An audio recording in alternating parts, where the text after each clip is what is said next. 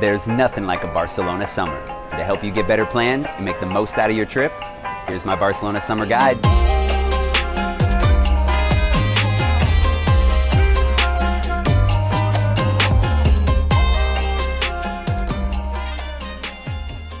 Hey guys, welcome to the Indi Travel Guide. We're here in Barcelona with Patrick, one of the digital creators on the site, and we've come to ask him a few questions about this warm, beautiful city. So, hello Patrick. Hey.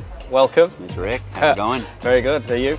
Very good, very good. Okay, so the first question we've got for you is, what made you come to Barcelona and fall in love with this beautiful city?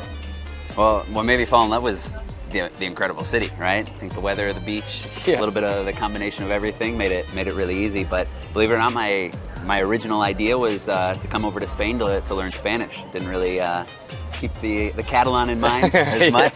And when I landed in Barcelona, I just fell in love. My idea was to go either to Barcelona or Madrid, and I wanted to go to Madrid in the first month, and I didn't make it to Madrid until about 11 months after I was over here in Barcelona. Okay, so much to see in Barcelona. That's a lot of stuff to see and just so much to do. I wanted to be here and knew I was in the right place.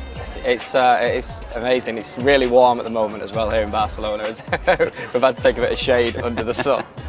So it brings me on to say, if you were coming to Barcelona for the first time as a tourist, what would be the best area to stay? The best area to stay, if you're coming the first time, I always want to say you want to start over in the Gothic quarter. Right? It tends to be a little bit more crowded, and it tends to be where everybody is going. But I think a combination of just the ability to get around to every spot in the city, the architecture, those winding streets, I think it's something that really helps people, at least for me, that's where I was living right when I moved over here, kind of fall in love with the city. If you want to stay in a place a little bit more removed from the very, very center, I would say to get over to maybe the Eixample, kind of around maybe Passeig de Gràcia and those areas. There's some really nice hotels and some apartments you can stay over. And then that way you can get around to every part of Barcelona. It's not a really big city, and it's really easy to get everywhere. Yeah, it's a quite walkable city, isn't it? And easily. Transport's easy, taxis. One of the best parts about it is just how, I always say manageable, right? Just walking through and getting around to the places that you want to see. And then more than anything, the transportation is just incredible. Okay, perfect. So the question we get asked a lot is, when people come to Barcelona, what is your favourite bar and restaurant? You're only allowed one, so this is tough. Oh, this is a tough one, right? I've had a couple that I have always gone to, some that I've went in the first weeks that I was here that I still go to today. I think I'd have to go, if you had to give me just the one that gives you a really good feel for kind of the tapas in Barcelona, the food and the drinks and everything, I would say Le Champagnet, which is over in the Born.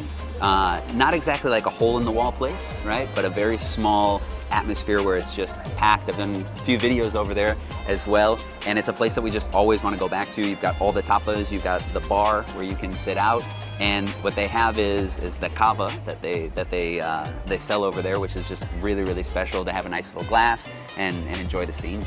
Okay, that's cool, because that's where we was going to go to last night when it was closed.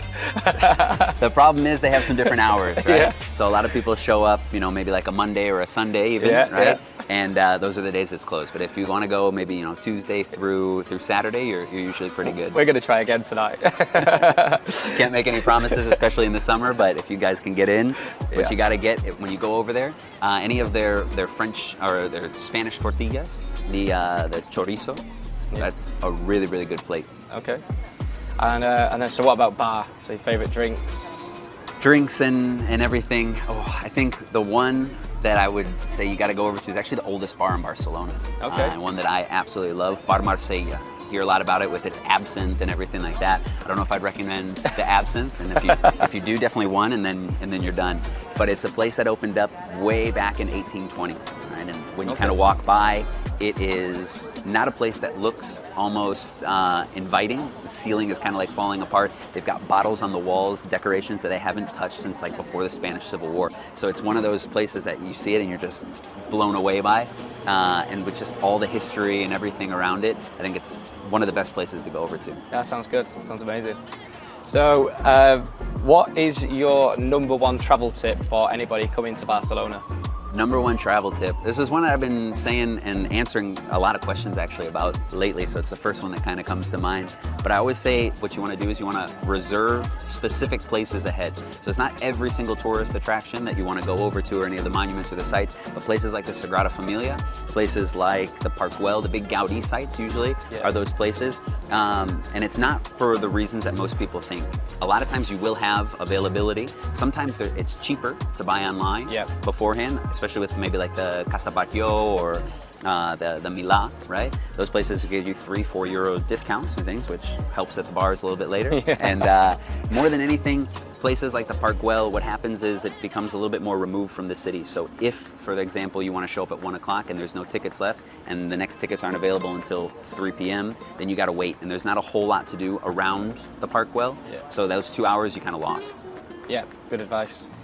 Well, that brings me to my next question, is there's so many sights to see here in Barcelona. Can you give us a hidden gem or something where somebody comes for the first time, they go to the main sites, but something hidden that you think they should definitely go and see? So this one is a very, very hidden gem. It's one that I like to show, but you can't go with larger groups or anything. It's inside, it's in the Gothic quarter, okay? And in the Gothic quarter you have the Roman city, and basically right around the old Roman walls on a street called Banjnous, there's a furniture store. It's called Oliver.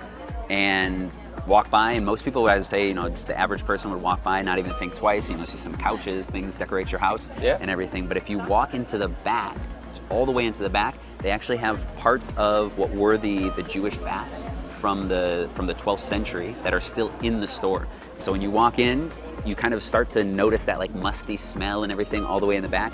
And it's really always funny because it's just like lawn chairs and furniture that are stacked inside of these old baths. But you see parts of the walls, the old stone, and it's one of those things that when you say hidden gem, it's the definition of it in Barcelona. Oh, okay, that's interesting. That's something, obviously you'd need your tips for, we'd never find that. So maybe we should go and look at that today. It's a cool one. It's a cool one. Okay. So we always ask, if you have €10 in your pocket, what are we going to do in Barcelona? Well, we already talked about the bars. I'm going to the bars. No, I mean, realistically, most of those tourist attractions you're not going to get into for €10. There are the free options and different things. But when I travel, when I go to any different city, you always want to kind of get to the feel for what the people are doing, right? And what the locals are doing. That's the big questions that everybody always has.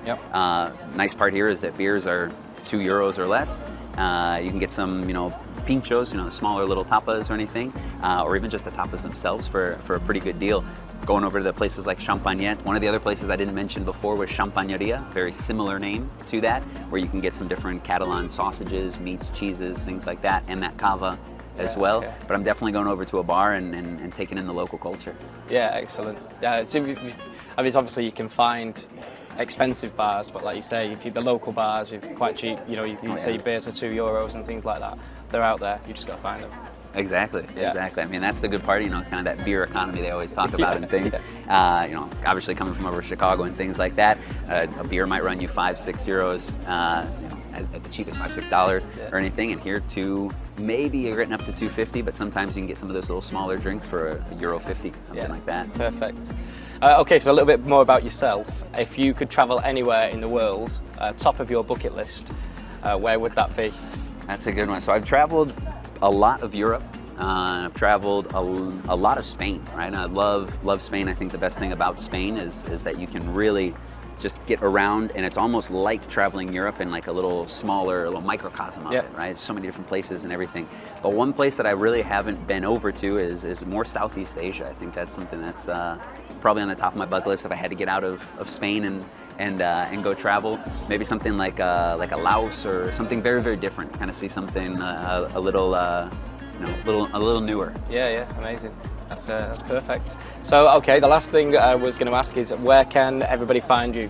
What platforms? Basically, Patrick Guide Barcelona across social media. Obviously, moving the most on YouTube, where I like to put out different videos and longer content to make sure help you get better prepared for that next trip and have a good time. Find those places, those hidden gems, those local places that you can go to. But the same on Instagram, Twitter, all those good spots. Yeah, okay. You can also find Patrick on the Indi Travel Guide. So it just leaves me to say thank you, Patrick, and we're going to explore Barcelona. Appreciate it. Let's Thanks go. a lot. Thank you.